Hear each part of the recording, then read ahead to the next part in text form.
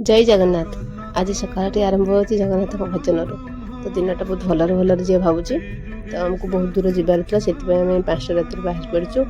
तो भिडियो शेष पर्यंत देखो तो जापर मुझे कड़े जाऊँगी। हेलो एवरीवन आ गोटे फ्रेश मिनी ब्लॉग को आपण मानक स्वागत। ये जेहतु सकाल सकाल निद लगे गाड़ी चलैला बेले बहुत चिप्स दौरान खायापी रास्ता जाक आम एमती चिप्स खाई ही जाऊँ एत दूर जाऊँ किसी तो न खाली निद लगे ना खाई खाई रास्ता सारा जाओ आ रास्ता को एंजॉय कर जाओ। देखो कितने सुंदर लगुच ना भ्यूटा। जब भी रास्तार जाऊँ बहुत सारा मांकड़ था कौन पाई कि किसी भी मांकड़ ना ये आम पहुँची गलु आठगढ़ में ये आम किसी खाइबू टिफिन करूँ जेहतु किसी खाइनु देह जमा भल लगुनि एत दूर पलि आसलुनि तो किसी खाईदा। तापर देखो ये बहुत बढ़िया मिठा मिले यू किसी जिनस आम किणाकुणी कलु तापर सिंगड़ा और तरकारी खाई आम ये पुणी बाहरी गलु। निज जन्ममाटी के जिते आसी पहुँची जाओ ना सतरे सी खुशी आगे प्रकाश करेंगे एवं मत सेमती ही खुशी लगुच। हाँ मुझे भुवनेश्वर अनुगुल पलि आसी किसी इंपोर्टाट काम था से पलि आसी।